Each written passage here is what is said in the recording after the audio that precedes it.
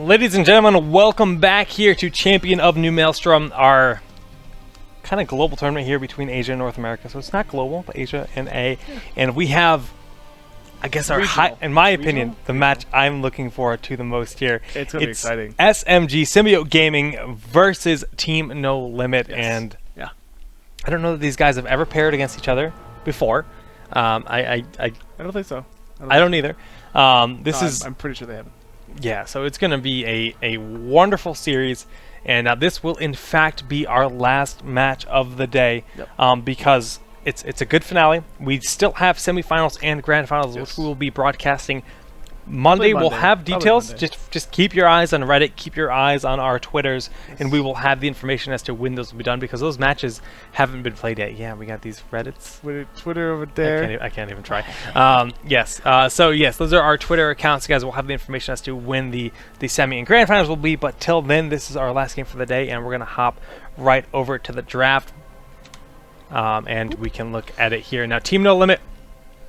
Again, the one Korean team to our knowledge in this event, and these guys have a history of pro gaming with SC2, and you know, they weren't necessarily teammates, but I'm sure that in SC2 the competitive scene is so localized around Seoul that pretty much everybody knows everybody, and it's really cool. And we're seeing them open up with a ban on Tychus and Symbiote, banning out Nubarak, which is interesting to me because we see Dreadnought playing a boatload of Nubarak himself. Yeah, he plays it a lot in competitive play, but you gotta understand, this is Symbiote, right?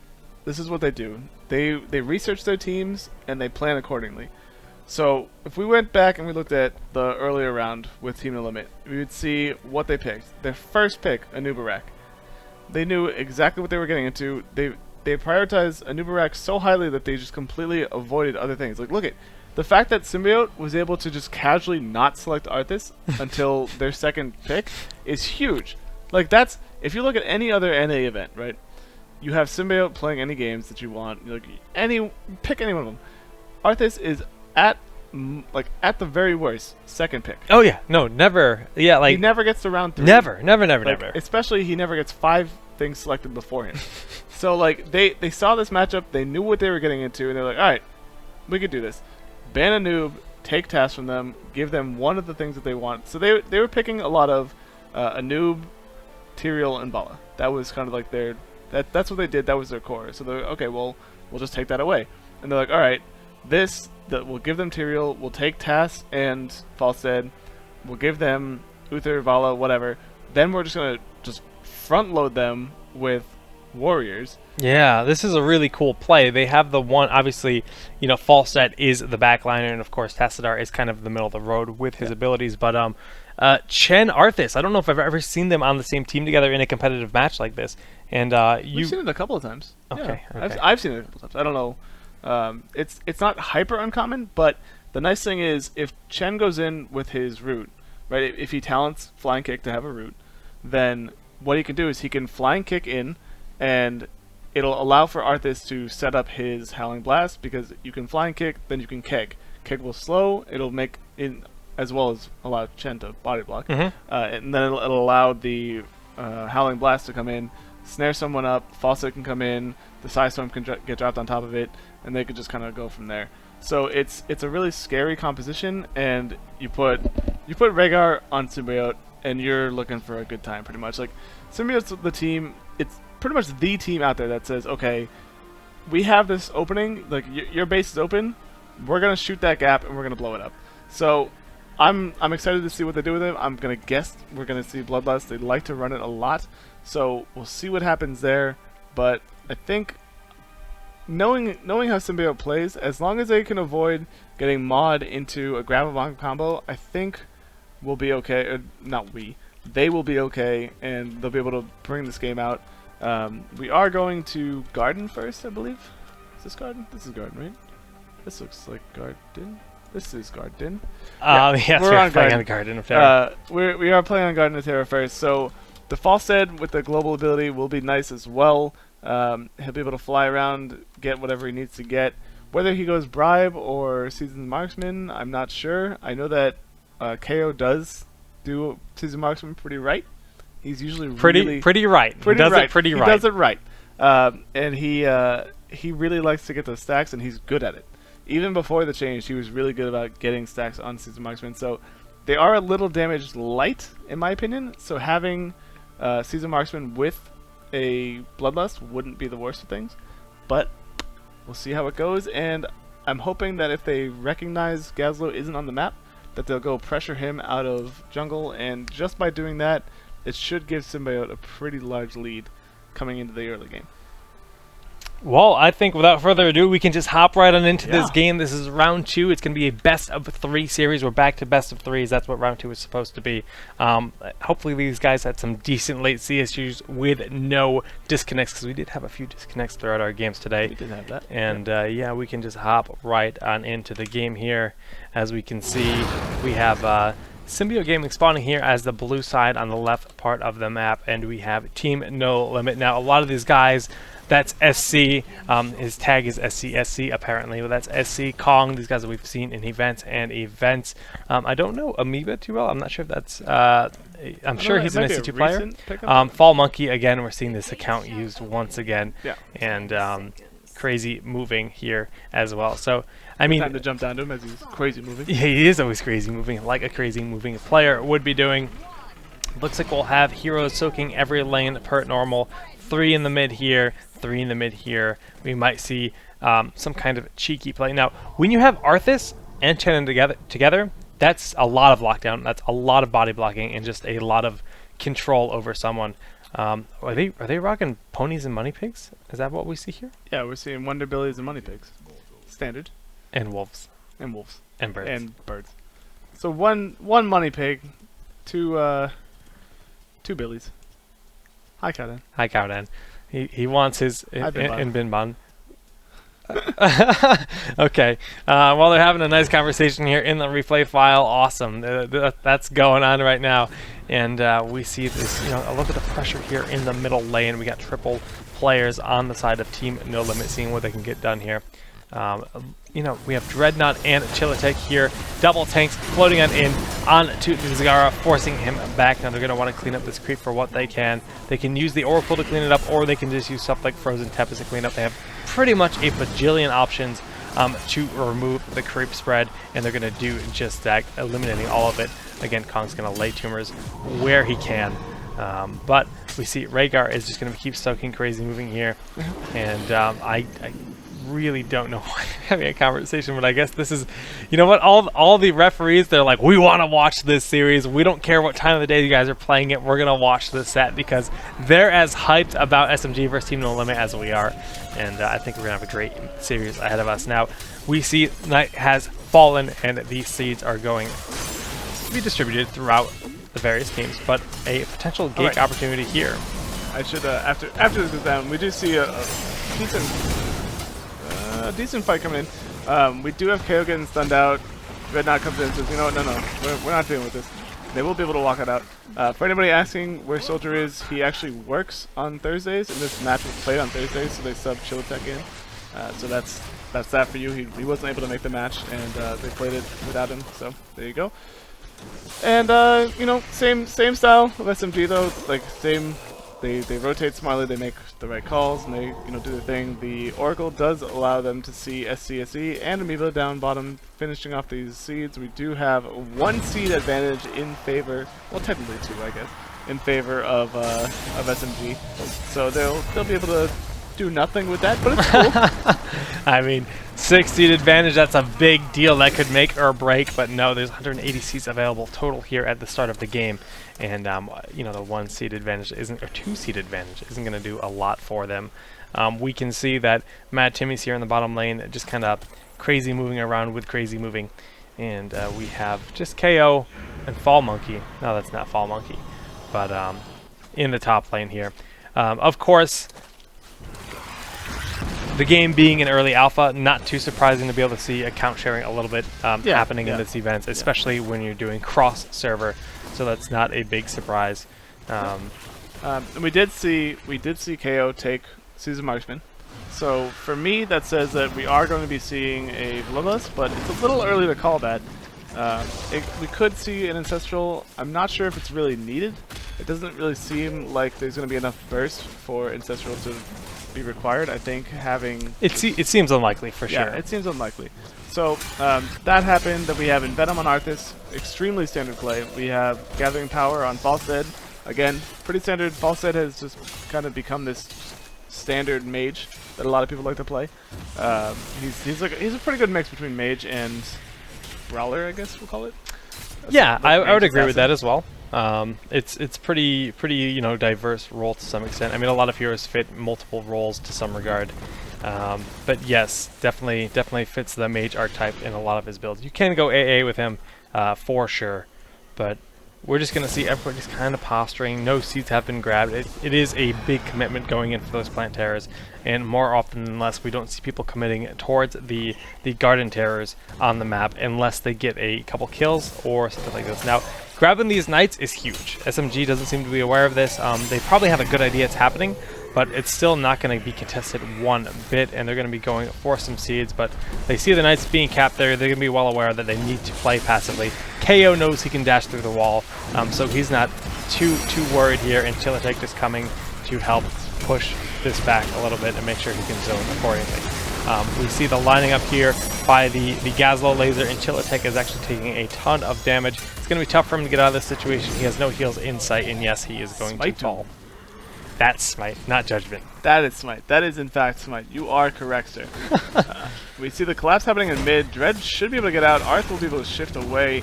So nothing big happening here. Now it's probable that they're going to swing down and try to start this Garden Terror for themselves, just to deny, at the very minimum, to deny the seeds from SMG. But SMG is also behind by a full level right now, so it's an ultimate level.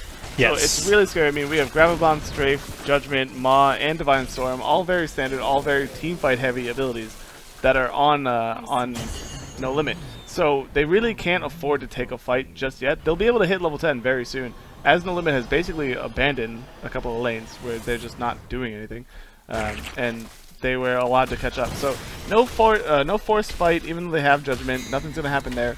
SMG will probably take Knights down bottom and may push with them, as there's not too much else to do. There is a Terror coming out, and one of the things that SMG loves doing is just counter pressure. Even if you have something that's going to be very pressure heavy, they'll just counter it. They'll say, okay, you want to take that? Fine, we'll go base race you on the other side of the map. And then later on, because of that base race, we'll come back and we'll just ruin you. So and that definitely blesses their style. They always take opportunities when that window is there.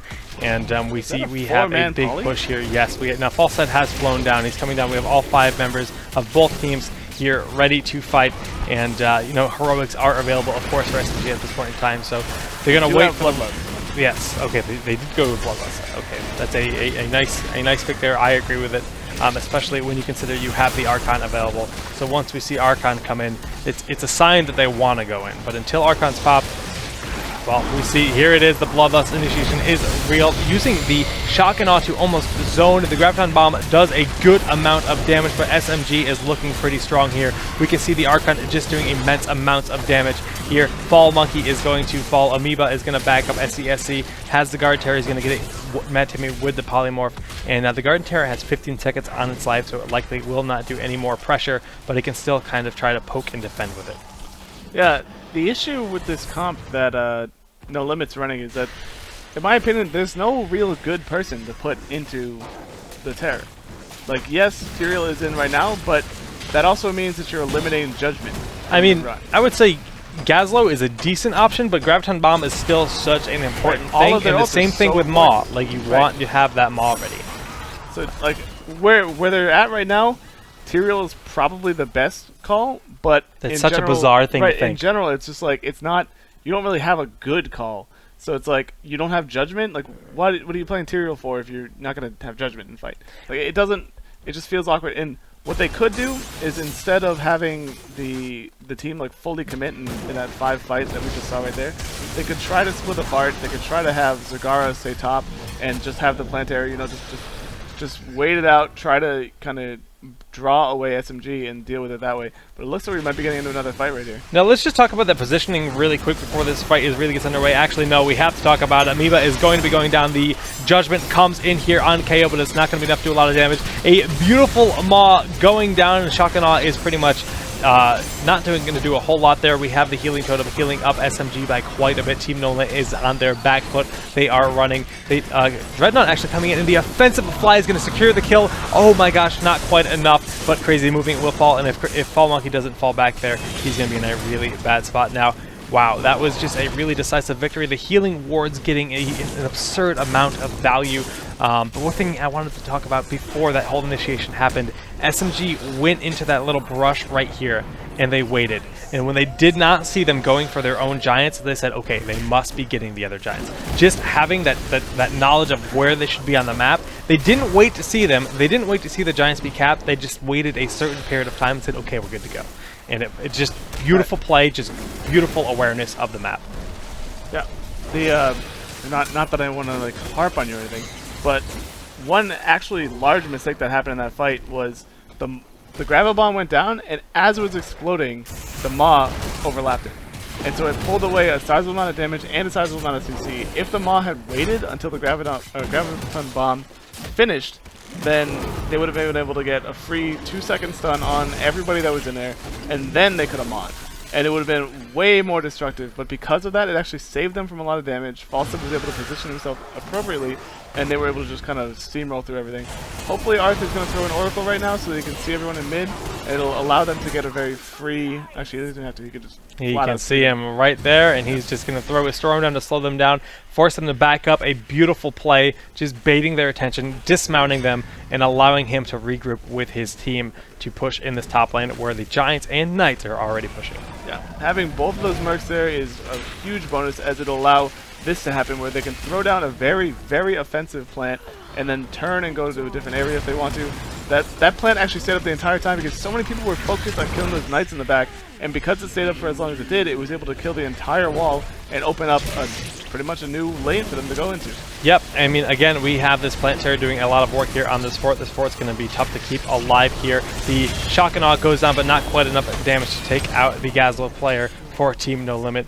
Now, the plant terror, again, just shifting around, never going to stay stable, or static, excuse me, and just going to keep pressuring, knocking all these walls down, because Symbiote likes to get in your back door and just punish you. They like to go behind and do what they can. So by opening all these walls, the gates are open. That's gonna get clipped. Someone's gonna clip that audio file, but it's all right. We have Symbiote doing exactly what you said. They like going ahead and pushing on everything. They're able to just break through everything that they want to go into, and they've now level 16.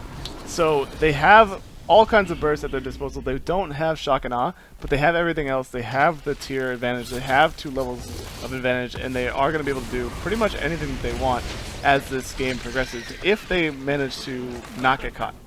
If they get caught, it'll get a little iffy, it'll get dicey, but their team is so heavy in survival that they shouldn't really matter. Like, Chillitek probably can't die outright.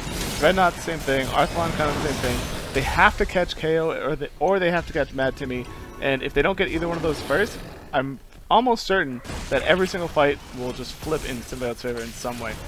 And like this. Yes, we see SMG coming right in here on Amoeba, and it's going to lock and just burn him down. Now, one in Venom looked like it was used to get that kill, but it probably wasn't even necessary, but just getting the guarantee is always quite nice. These Giants are going to fall almost immediately, not getting a lot of value, but the experience, of course, still going to Team No Limit. We can see they're pinging furiously here at these bottom Giants for some reason, and they just want to clear everything, and then they'll just group up, slam through. But that kill on Uther was exactly what we were talking about earlier, where Chen can jump really far with the flying kick, and because of that distance and the ability to have the root, they're able to close the gap with Arthas, throw down the Howling Blast, root them up, and they'll never be allowed to leave. So now we see everyone converging on bottom. This is exactly what they wanted. They wanted Giants in mid, and they wanted Knights on bottom. They wanted to find a way to condense the enemy team. They have the level lead, and they're trying to push it, and this is what they're looking for. Well, the nice initiation is done here on the Zagara. Bloodlust goes down. The Maw gets a few players of SMG, but as soon as they pop out, we see Pandapals coming up as live. The Divine Storm was absolutely wonderful, but will it be enough? SMG is in hot pursuit. Vala is going to fall. Shock and Awe is actually not going to hit, but the Archon is going to be enough to get this kill. No! Oh my gosh, the Uther heals are so real, but Vala has to play very carefully, has to skirt around this battle. the damage is going to be coming in. SMG sees an opportunity here, and they want to get as much damage done to this bottom wall and keep as they can. The Knights are coming right on in the back here, and they're just going to push with them and take down this keep easy peasy. Yeah, and it wouldn't be surprising to me to see them try to at least posture for the core, but they know that they don't have any ults right now, and they know if they die right here, it's a huge EXP swing. So they're not going to try to force anything. They know that there are people up. They're only up by one person in terms of roster right now. It's 4v5. They're like, okay, let's back up. Let's get another plant. Let's move forward with the game, and then we can worry about taking it down. With a plant, they might be able to go in and they'll do one of two things. I would imagine they'll either walk down middle lane or they'll walk down bot.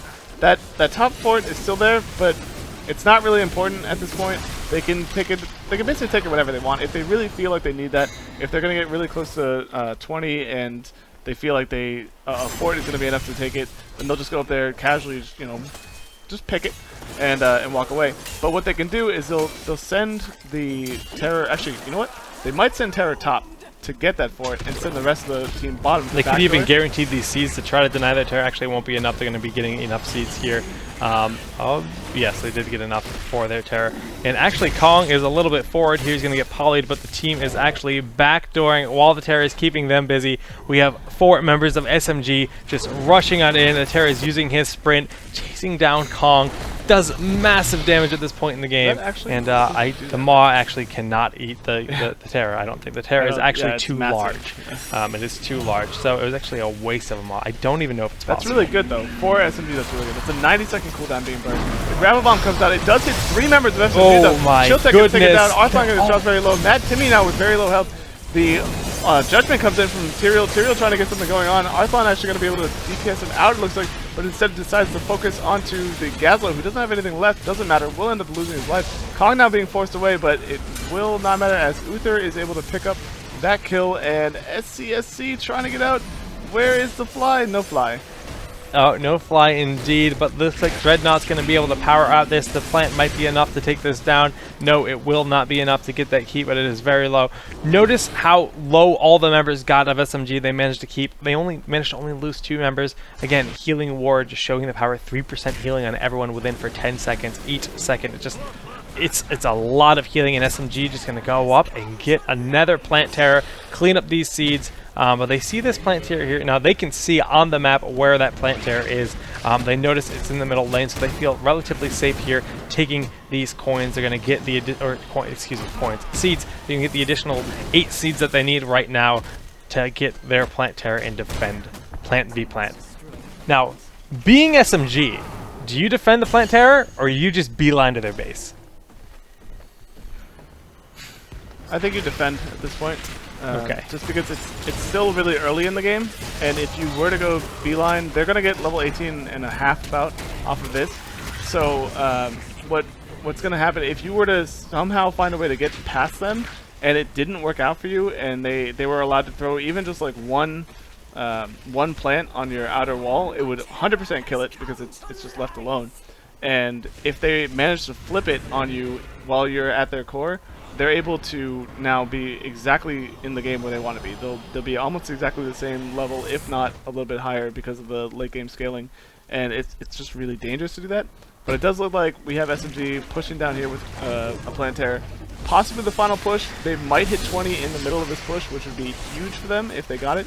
If they take out that mid keep, which is very low, they should be able to do just that. It should give them level 20. Oh yeah, this is going to be an easy little destruction here on this keep. 20 exactly enough, like you said. Now that level 20 advantage is going to give them the window to push here. They've got the terror. It's got a full minute left in its duration. The polymorph is huge. They're going in, getting SCSC very low. We're going to see some heroics go down soon. The Shakanaut goes in first, but Bloodlust Archon, here they come, and they're just going to push on in at that keep. Now the plant terror is getting very low here. We see a nice Maw go down in the strafe from Crazy moving, but actually that Maw got no one. Absolutely, that's going to be it. Honestly, they've got 4 members down. SMG has a lot of damage output. Matt Timmy falls, but it's not going to matter at all because underneath that plant terror, there's a fully healthy Tilatech as Arthas, and they don't even need it. Yep. That was a great game by both sides. Yeah, it was good all around. It was a pretty good showing from TNL to show how, even when you're behind, you're not out of the game. They did make their pushes here and there. There's just a couple of times there was someone was out of position, and SMG kind of just capitalized on that. Like especially that Uther, like Yes. that was huge. Like they got that, and then it opened up a whole bunch of doors for them. They were able to roam around the map. They could do whatever they wanted, because you don't have Uther. If you try to take a fight without your support, and you don't win it immediately, you're not gonna win the sustained game, especially against a Rhaegar. Like that's not happening. It's not happening indeed. I mean, but up next we have game number 2 of TNL and SMG. It looks like we're going to be playing on Cursed Hollow. So we're prepping that real quick. Updating all the graphics, all the overlays. Matt's actually updating Kings of the Storm, which is on the other 2 streams right now while I update this. It's a multitasking challenge here, guys, but it's a lot of fun, and we're happy to be doing it. So it's up 1-0 for SMG over Team No Limit. Now, I think that was an excellent showing for that first game. We're going to get that guy ready, and let's hop on right over to the draft here. Now, that's actually game 1. This is game 2. Team No Limit actually going with Tycho again, I believe. Both games, it's going to be their band, and a new Barak band again by Symbiote. This is... It's almost a carbon copy of what we did last time. Wow. For a second, I had to look at them, make sure it was the right graphic That's here, what I was because saying. Like, they don't value Arthas, they don't really value Falstead, and it allows them to just kind of draft whatever they want. It's kind of like NA heaven. yeah, you know what? I think you're right with this, and I mean, like you said, this is almost identical to the last game. So I'm gonna let you update Kings of the Storm bracket here, and we'll take a sip of water. Enjoy my. I think I'm good, but you might want to check your email. Check my email. Do we have more games? No, I don't know about that. Oh my goodness! Wow, that's we have donations coming in here. Carolyn Smallwood giving me a massive donation, so thank you very much. It's MMY Bird is their tag, and Team Descent supporter of Jexia thanks you, it says. So thank you very much. It's much appreciated. Donations here are awesome. Helps me continue improving my setup here. Eventually I'm trying to fund the green screen and the new lighting here, which would be really cool, giving us that a much more studio-like environment. That's kind of the next step for evolving our production, and the donations really do help a lot with that. But guys, I think we're ready to hop on in to our next game, and we're going to get ready to do just that. Did the client close? Did it? No, it's just not showing up in my taskbar. Strange. Windows 8 things, guys. Just Windows 8 things. All right, we are ready to rock and roll here with game number 2 and round 2 here of Champion of New Maelstrom. Excited. Hypu. Hypu. That's not offensive at all. Not offensive. Yes. Well, we see it's 1 up here for SMG versus Team No Limit, and again, these rosters here are pretty common to pretty similar to the last game. Now the slam damage here, we have the slam build here for Stitches, and Chillatek hasn't picked his talent yet. We can see we have Bribe here on Brightwing. That's a pretty common level 1 pick. I'd actually say it's the most common by a long shot. Seasoned Marksman for Falstad, so that's going to be the auto attack Falstad. Not going to be playing the Mage style, and going with Frozen Wastes, increase the damage on the Frozen Tempest. What are you even talking about? How does Seasoned Marksman stop him from being a mage? I don't play Falstad, so it doesn't at all. I'm glad you called me out. Yeah, it just so taking Seasoned Marksman, it's usually either Bribe or Seasoned Marksman, and neither of those 2 things really help or hurt being a mage. That makes perfect sense to me, I guess. Yeah, and so like it's just a matter of how much do you actually need. Like, do you need more damage on your team, or do you have an adequate amount already? And so with the amount of damage that they have right now, they probably are looking for a lot of damage for the pick, and Dread was definitely seen here. Yeah. And Chilla as well, but Chilla says, you know what? I don't even care. Let's just go in. Well, it's 3-3 here in the bottom lane. The hook goes out, and that would have been absolutely massive, as they have a lot of lockdown here, but it's not going to be true with that hook missing. And we have Arthlon here in the middle lane, just kind of soaking each lane. I mean, Falstad's going to have a lot of pressure here, but of course Brightwing will just heal up over time like Brightwing does.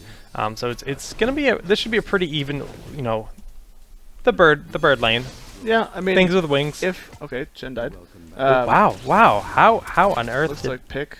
Yes, very nice. TT Hi, face. Bun. Yep. Hi, CoNM. Love you. Thanks for hosting the event. You're the best. Absolutely. The guys that ran this event are really awesome, and it's cool to see them observing these games live, even though they're not being cast live. It's like we're ghosts. Kong actually gets bound up yes, here. This is going to be really... Oh, he actually gets pulled away. Not able to survive that. So a nice hook and Howling Blast there to secure the kill. Really nicely done. I mean, that's the threat of Stitches at any time. I mean, I think that's 2 hook kills there. And so putting SMG in the lead 2-0 here in terms of kills. Now you can see the experience difference isn't that big. Early game kills don't actually matter all that much, but it still helps to have the advantage, that's for sure. Yep, we see Arthur's just kind of chilling mid. He's going to keep soaking. We do have Giants being picked up by TNL, so that's really good. The Tribute should be spawning within the next 20 seconds, or rather, should be notified that it'll be spawning within the next 20 seconds, and it'll allow them to potentially have a pretty sizable amount of pressure down bottom. If the Tribute spawns top, that's really big for them, but we do have a 4-man gank happening on bottom. Yes, we do. The hook, oh, it was hook almost true. Misses. Yeah, that would have been a kill hey, for sure.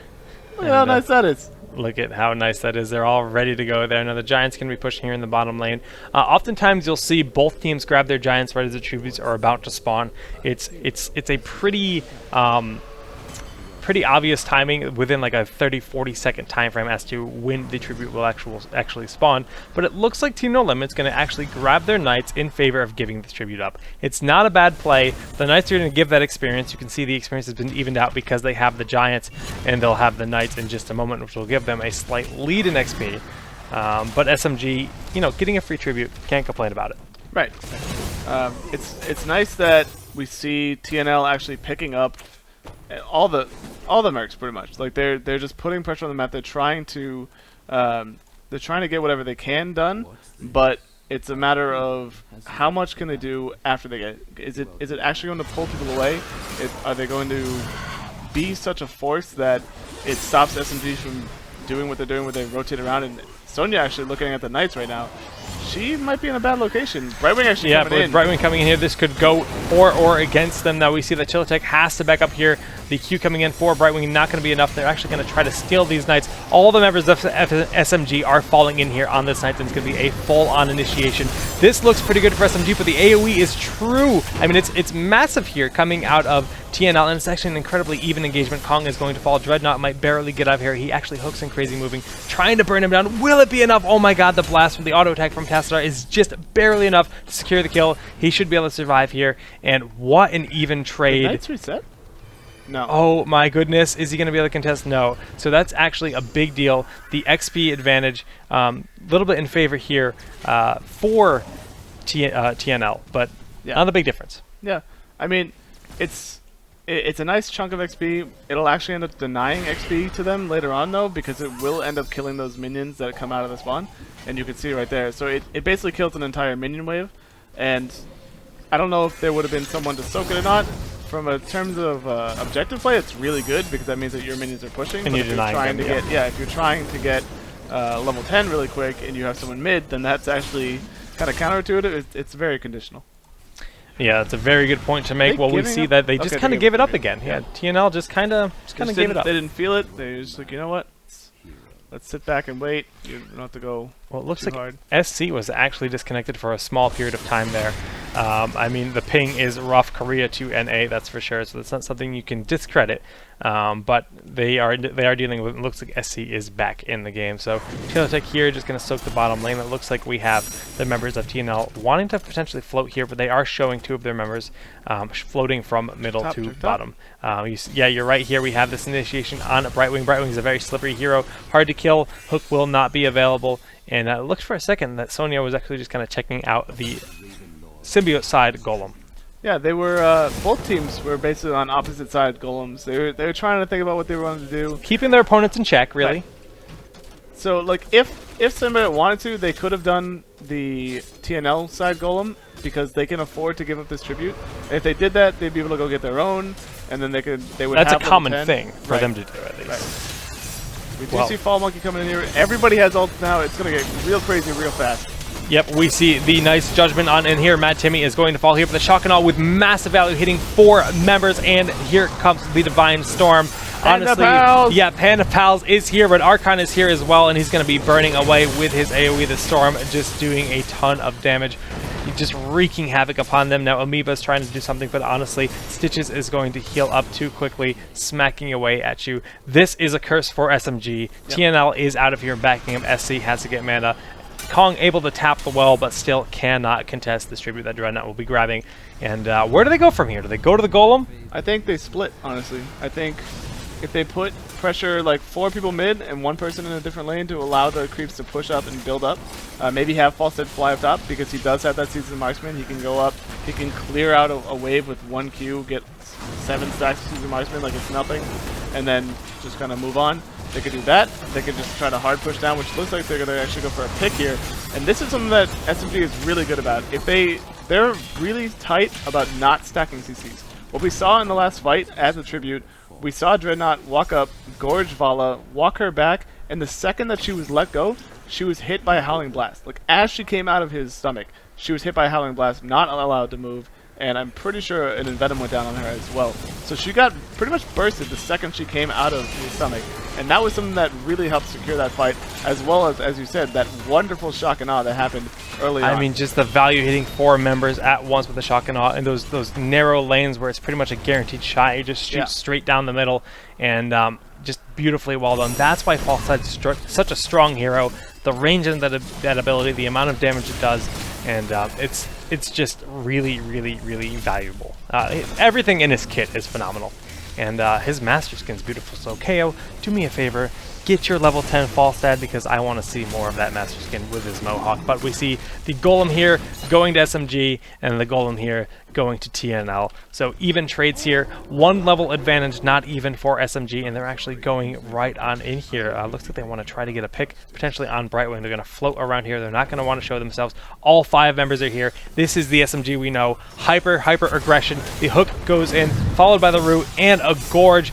Everyone from TNL has to back up. Brightwing will not be getting out of this. It's a beautiful pick, and they have a 1-man advantage here with a Golem pushing in bottom lane. Beautifully done. Yeah, that was pretty much straight up. Like that's as just good top as it gets. Play. Yeah, I mean, you can't be better than that. Divine Storm being used there, trying to get the kill here, but not going to be enough. We're not going to see the shock and awe come down, but you know what? The push is still going. There is a Golem in their top part of the map, but they're not too worried about that. Actually, it looks like it fell already. Yep, wow. Already down. Wow. But so what they can do right now is they can still keep looking for these picks, and if SC wants to go in, then that's really dangerous for them. They actually didn't stack CCs together. The Judgment and the Leap not actually hitting the same target. A really nice attempt at a shock and awe will actually get stopped by a stand aside. That's not going to happen. Fallen Monkey will now have to be forced to back away. It looks like Kong is actually going to get dropped very, very low. Will be able to survive, though, just barely. Nope, actually will end up dropping. SC, still trying to get something going. KO says, you know what, I'm out of here. I'm not dealing with you. We still have Chillitech, and we still have Mad Timmy going on here. We have Arthalon and Dread. We're going to follow this up. There's no way he gets out. The slam will go down, and as Dreadnought loves it, just throws down the slam, takes out the Tyrael, and they move on. This should be a keep for sure. Actually, it's already dead. It's done. It's done. This keep will fall. I love the play by Falstead, actually just flying out, saying, you know what, guys, you got this. I'm going to get out before I die. Really, really nicely done there. Nice pushing here in the middle, but KO can clean them up with nice fashion. Still only have, well, I guess it's a 2-level lead at this point in time. That's a but pretty... it's going to be a big 2-level lead. Yes. It's 16. Yes. And 16 is coming. They're going to get these Knights. They'll get 16. That's Overdrive on Falstead. That's either Pulverize or Fishing Hook on Dreadnought with Stitches. That's, I don't know, what does that even get normally? Like, spell what does he get? I rely on Stone you Skin. on giving me all the tank knowledge. Oh my god. Stone Skin for him, and Hardened Focus actually going on for Mad Timmy. So a lot of spells going to be just getting pumped out of Uther constantly. He doesn't normally drop too low. And we do see it is going to be Pulverize as well as Overdrive and Second Strike on Tassadar. Extremely common. 2 Side Storms, too good. And it's real scary. So now anyone that tries to engage on them will automatically get mini stunned because of Pulverize coming out of Stitches. They'll be able to say, okay, great, like you judgmented us, fine, stunned. You like Chen, you jumped into us, so you're trying to like do something fancy. No, that's gonna get stopped, and it'll just interrupt anything that he's trying to do. The biggest thing, though, in my opinion, Overdrive on Falstead. It's so strong, especially when you're this deep in the game. He does have Gathering Power. Granted, we can't see his stacks, but Gathering Power plus Overdrive is a huge damage boost. You put that on Shock and Awe, you're already 2 levels ahead. That's going to take out at least half of someone's health. Like, Vala, it might actually almost drop her down to 0. It's going to be very, very scary if she gets hit by that. He can also use Boomerang, Rewind Boomerang, all while it's overdriven, and get off a Shock and Awe, all in that time period if he's fast enough and the conditions are correct. So, very scary stuff there. If we see TNL contest this tribute right now, we could see the end of the game. So, it's probably likely that they're not going to because they don't want to do it when they don't have 16. It just doesn't make sense to. They have Oracle, they have all the tools at their disposal to stop any kind of surprise engage happening, and it's just that was a good call by them to not go in there because it Yes. probably would have spelled the end of the game. They knew it was a bait. I mean, they even had Brightwing in the bottom. Obviously, Brightwing can recall at any point in time with phase shift, but just soaking a little bit of XP in the bottom lane. Nicely done. Getting their Giants a little bit extra push power, even though there are going to be catapults pushing that bottom lane left and right, and they will definitely take care of the Giants before too long.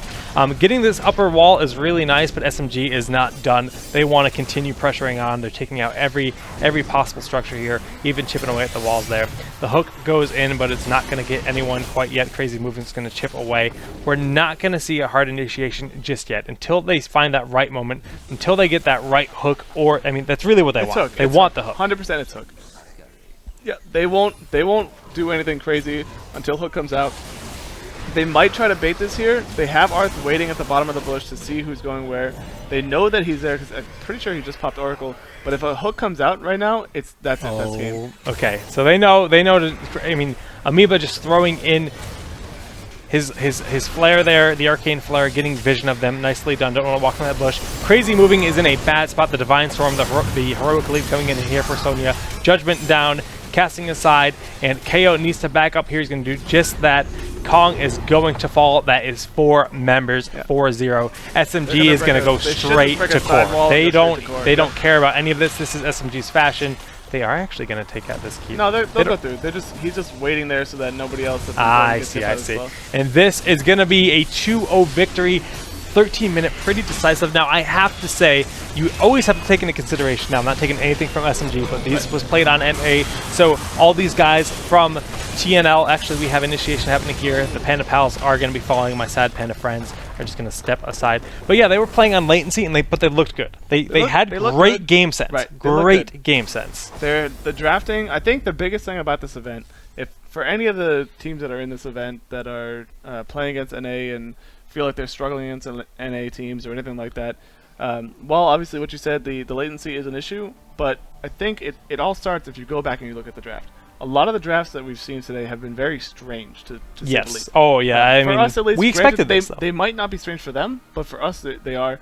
And when just looking at like a pure numbers setup and the way that things synergize together and everything like that, like ETCs, Ildens, Hammer, I mean, granted, that's an NA team. What was the other one that we saw? Meriden.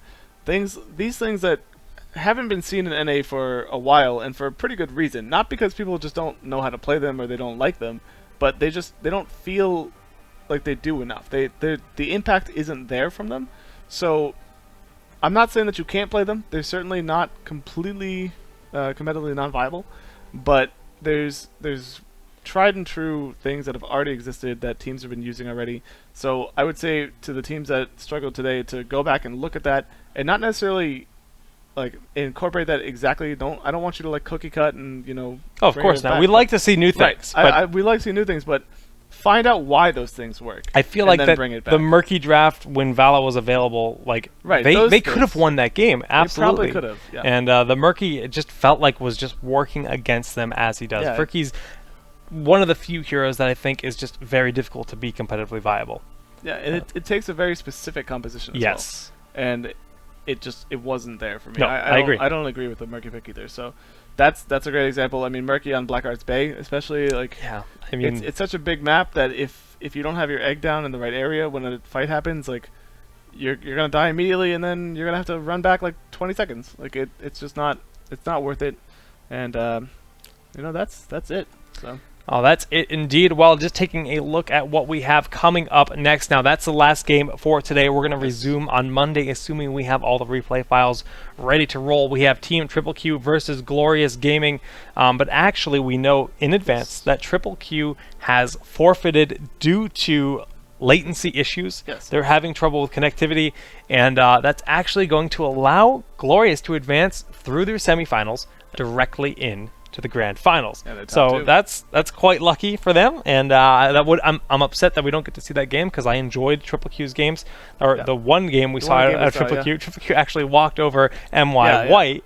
So they only won one game in this tournament, but I was excited to see more of that, but we'll just have to do more of these events in the near future. And on the other side, we have Descent, who we saw play that amazing best of 5 today, facing against Symbiote Gaming. Now those are two NA teams. So actually top 3 is going to be North America, because Triple Q has fallen out. So NA, for this esport, is currently dominated by North America, which is uncommon, to say the least. It's dominated by North America in 2 different regions, but not in the EU-NA matchup. Because we haven't seen that yet. So we can't say that NA is fully dominant. That's a good point. That's a good point. We can't say NA is fully dominant yet, but they're starting to get there. They're moving over. So I hope to see an NA v EU match soon. NA has had access to the game the longest by a significant amount of time. I would care about that if EU didn't host or didn't produce more teams than NA does. Very true. Very true. Very true. The ESL Cups already are drawing 27 to 30 teams. These Cups are drawing 20 to 16. Okay. Well, that's a great point to make, guys. Well, we will have those upcoming matches in the upcoming days here on Monday. We will announce all of that on Reddit and Twitter. But if you're hungry for more Heroes of the Storm action, you can actually head on over to twitch.tv/ZoyaTV or twitch.tv/KevinNaki to watch Kings of the Storm weekly #1 happening this weekend. Kings of the Storm is a series that Sia Steve here has been running while casting this event. He actually organizes the entire event. The weeklies are casted by various casters every single week, and the monthlies are actually hosted on my channel here. Every month we produce that live here in my house, and you know what, we will have the next monthly. The date hasn't been announced yet at this point in time, I don't think. For what? For the monthly? It has. It has been. It's the week after BlizzCon. The week after BlizzCon. So guys, stay tuned for that. Enjoy the action over on twitch.tv/ZoyaTV and twitch.tv/KevinNaki. I run a podcast with Zoya, so I'm going to go ahead and give him that host status right now, guys. So drop it in. Yes. Until next time, I hope you guys enjoy some more Heroes of Storm action today, as I know I will be, and we'll see you later.